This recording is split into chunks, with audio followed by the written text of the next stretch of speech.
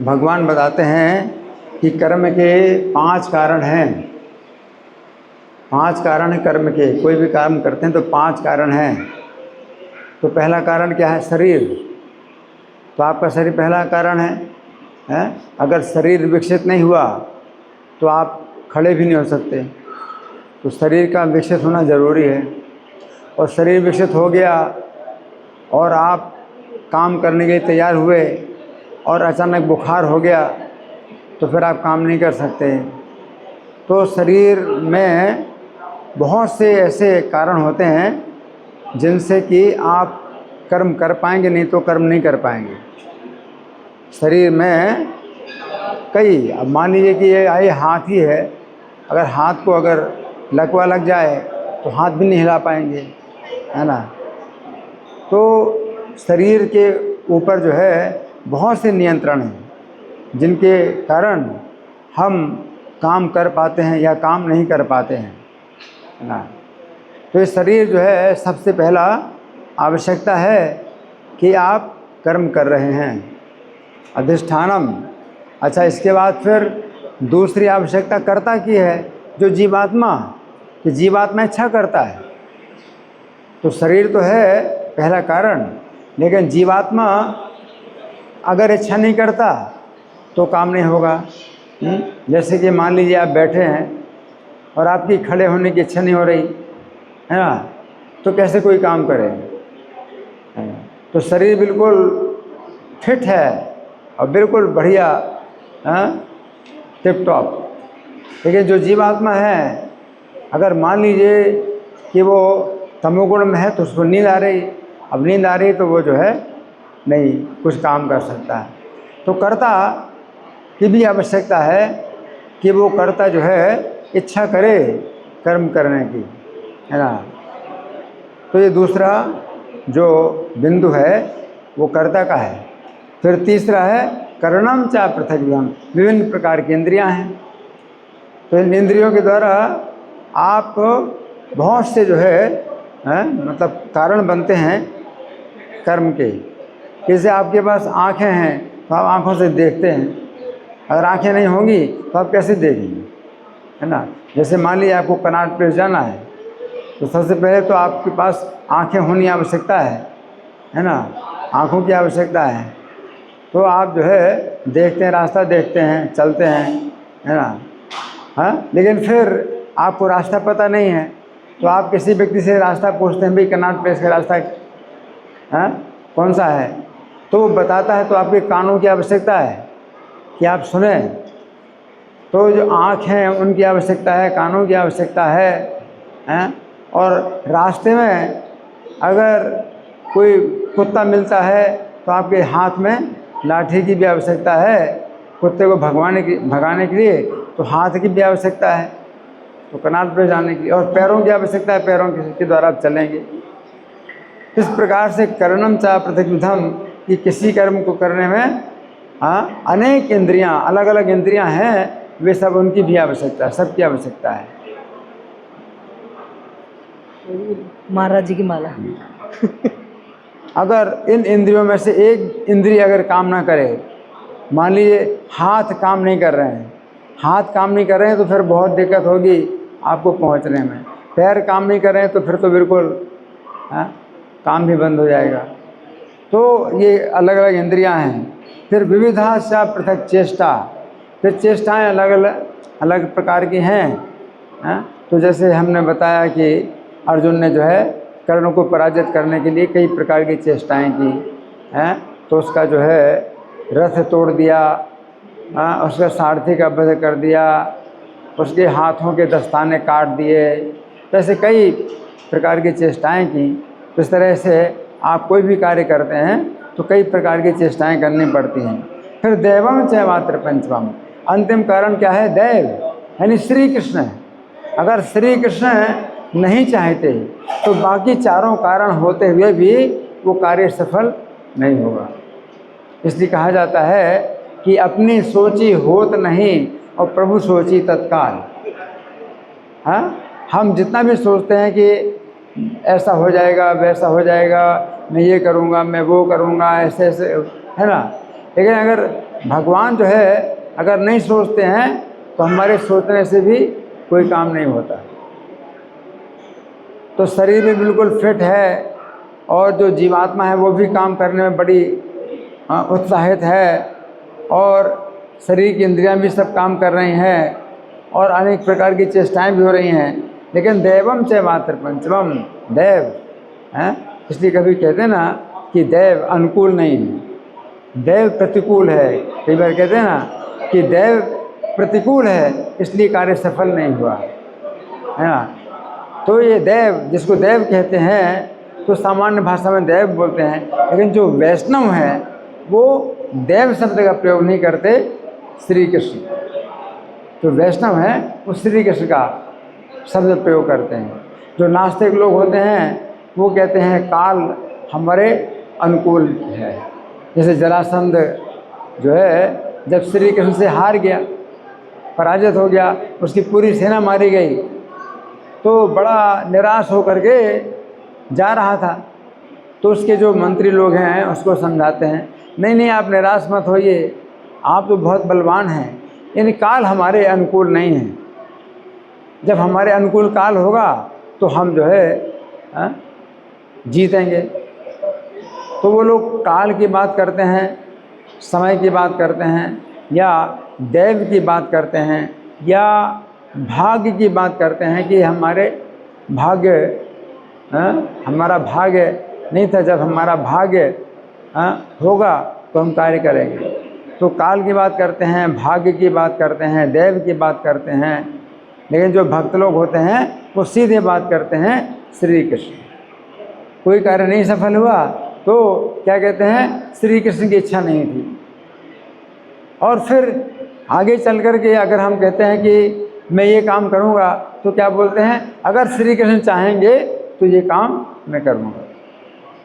भक्ति सिद्धांत सरस्वती ठाकुर बड़े सचेत रहते थे। अगर उन्हें जो है किसी बात के लिए कहना है कि मैं ये काम करूँगा तो वो क्या कहते थे, अगर कृष्ण चाहेंगे तो मैं ये काम करूँगा। क्यों? क्योंकि सबसे बड़े कर्ता वो हैं। जीवात्मा तो करता है, लेकिन सबसे बड़े कर्ता वो है, परम कर्ता, परम स्वतंत्र कर्ता वो हैं। और वो इतने है प्रबल हैं, उनकी इतनी शक्ति है कि बाकी चारों कारण ना भी हो तो भी जो है वो कार्य हो जाता है, हमारे बिना भी। भगवान कहते हैं रेते भी त्वाम ना भविष्यन्ति सर्वे। अर्जुन से कहते हैं तुम अगर युद्ध नहीं करोगे तो भी ये सब योद्धा नहीं रहेंगे। रेते भी त्वाम ना भविष्यन्ति सर्वे ये वस्तुतः प्रत्यन्नी के योद्धा। शत्रु पक्ष के जितने भी योद्धा हैं वे नहीं रहेंगे। तुम सोचते हो कि तुम मार रहे हो इनको और तुम्हें शौक हो रहा है कि हम इनको नहीं मारना चाहते, तो तुम तो ये शौक कर रहे हो कि तुम्हारे मारने से वो मरेंगे और तुम नहीं मारोगे तो ये जीवित रहेंगे। और तुम सोचते हो कि इसलिए शोक कर रहे हो कि मैंने मारा इनको इसलिए मर गए। भगवान कहते नहीं, मैं वेते निहता पूर्वमेव, मेरे द्वारा पहले से ही मारे जा चुके हैं ये भगवान कहते हैं मेरे द्वारा पहले से ही मारे जाए। दैवम, ये देव है, परम है, परम स्वतंत्र भगवान है। उन्होंने निश्चित कर लिया कि ये कार्य होना है तो ये कार्य होगा। भगवान किसी को भी निमित्त बना देते हैं। इसलिए भगवान अर्जुन से कहते हैं तस्मात् उत्तिष्ठ यशो लभस्व, अब तुम खड़े हो और यश प्राप्त करो। अर्जुन को भगवान कहते तुम केवल यश प्राप्त करो, है ना, ये कार्य तो मैंने पहले से कर दिया है, तुम्हें तो केवल यश प्राप्त करना है। तस्मात् तुम यशो लभस्व जित्वा शत्रुन भुंक्ष्व राज्यम समृद्धम, शत्रुओं को जीतो और समृद्ध राज्य को भोगो। इस प्रकार से जो है अगर भगवान ने निश्चित कर दिया कि ये कार्य होना है तो फिर उसे कोई बदल नहीं सकता, है ना। तो ये भगवान की इच्छा है। तो कोई व्यक्ति इस बात को जान पाता है तो कोई कोई इस बात को जानता है। व्यास देव जो है जानते थे।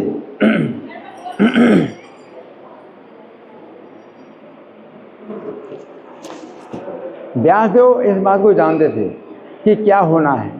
तो वो जानते थे श्री कृष्ण ही परम करता है और ये होना है। महाभारत का जो है जो युद्ध है ये होगा, इससे कोई रोक नहीं सकता। महाभारत युद्ध होगा और ये जो कौरव हैं ये मारे जाएंगे और पांडवों को विजय प्राप्त होगी, इसे कोई रोक नहीं सकता, है ना। तो व्यास जी से जन्मेजय ने पूछा कि आप तो जानते थे कि महाभारत युद्ध होने वाला है ना, तो आपने उसको रोका क्यों नहीं?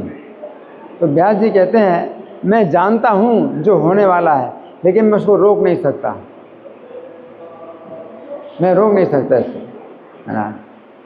एक बढ़ई था तो अपना जो है वो एक काठी बनाता था, काठी बना रहा था। काठी मतलब क्या है? काठी के द्वारा कोई लंगड़ा व्यक्ति है ना उसके सहारे चलता है। तो वो बढ़ई था तो काठी बना रहा था। तो एक जो भिक्षुक था वो वहाँ पर आया, उसने कहा, उसने भीख मांगी। तो वो बोला कि थोड़ा ये काम कर लूँ, मैं काठी बना रहा हूँ, इसके बाद फिर तुम्हें भीख दूंगा। तो वो बोला ये काठी तुम किस लिए बना रहे हो? बोले मेरा जो लड़का है ना इस पेड़ के ऊपर चढ़ेगा और गिरेगा, तो उसको चलने के लिए मैं काठी बना रहा हूँ। तो भिक्षुक बोला कि जब तुम जानते हो कि चढ़ेगा और गिरेगा तो तुम जो है उसको क्यों चढ़ने दोगे? तुम उसको चढ़ने मत दो। बोले जो होना है उसको कैसे रोक सकते, उसे कोई नहीं रोक सकता। और देखो तुम्हारा भी अभी जो होना है वो तुम सुन लो। आज जो समय है, इस समय ठीक इसी समय अगले दिन तुमको इसी पेड़ के नीचे फांसी दी जाएगी, इसी पेड़ में फांसी दी जाएगी। अब तुम रोक लो अपने को। उस बढ़ई ने कहा कि तुमको जो है अगले दिन इसी समय इसी पेड़ में लटका करके फांसी दी जाएगी। तो वो भिक्षुक जो है बहुत डर गया, वो भागा और वो भाग रहा है। अचानक क्या हुआ कि रास्ते में एक रथ मिला, तो राजा का रथ है और उसका सारथी है। तो उसने रथ को रोका और इनसे कहा कि भाई साहब थोड़ी देर के लिए आप घोड़ों की लगाम पकड़ लो और मुझे जो है लघु शंका के लिए जाना है। और रथ में राजकुमारी बैठी थी, तो अब क्या करे, बैठ गया और घोड़ों की लगाम पकड़ ली। अब घोड़ों की लगाम पकड़ ली, लेकिन इसको आता नहीं था कुछ, लगाम थोड़ी सी हिली तो घोड़े भागे। अब घोड़े भागे, अब ये तो सोच रहा है कि घोड़े भाग रहे हैं, मैं क्या करूं, इसे कुछ पता नहीं कि कैसे जो है घोड़ों को रोका जाए। और वो जो घोड़े भागे तो उसी पेड़ के नीचे वो खड़े हो गए घोड़े, जहाँ वो पिछले दिन था बढ़ई का, जहाँ वो काठी बना रहा था। तो फिर वो सारथी था, रथ का सारथी है, उसने राजा को समाचार दिया और राजा ने जो है सैनिक भेजे और सैनिकों ने इसको पकड़ लिया और राजा की आज्ञा से इस भिखारी को उसी पेड़ में लटका करके फांसी में चढ़ा दिया गया। तो किसी को अगर कुछ पता चल जाए तो फिर वो बताते हैं कि भाई तुम जो है अभी 5 साल और जीवित रहोगे, चिंता मत करो। तो कोई जान लेता है भगवान की इच्छा को, 5 साल और जीवित रहोगे, चिंता मत करो। और कोई भगवान की इच्छा जान लेता है, कहता है कि भाई इस व्यक्ति की आयु तो अब जो है 10 घंटे में समाप्त हो जाएगी। तो ऐसी जो बातें होती हैं, कुछ भविष्यवाणी ऐसी होती हैं जो कि मतलब पक्की है, निश्चित हैं, उन्हें कोई रोक नहीं सकता। तो इस तरह से भक्तिविनोद ठाकुर ने भविष्यवाणी की थी, कुछ भविष्यवाणी की थी कि पूरे विश्व से जो है जो लोग आएंगे और मायापुर में आकर के जय सच्चिदानंद का कीर्तन करेंगे। तो भक्तिविनोद ठाकुर की भविष्यवाणी सफल हुई। और एक व्यक्ति ऐसा होगा जो पूरे विश्व में कृष्ण भावनामृत का प्रचार करेगा, एक व्यक्ति ऐसा आएगा। तो प्रभुपाद। तो भक्तिविनोद ठाकुर ने जो है कुछ ऐसी भविष्यवाणियाँ की जो कि कभी भी जो है वो विफल नहीं हो सकती, मतलब पक्का है, मतलब ऐसा होना है। तो ये जो है कभी कभी भगवान दृष्टि प्रदान करते हैं तो कोई व्यक्ति उस भगवान की दी हुई दृष्टि से देख पाता है कि हाँ ये होना है और ऐसा ही होना है। हरे कृष्णा। ग्रंथराज श्रीमद् भगवद गीता की जय, श्रील प्रभुपाद की जय। हरे कृष्णा।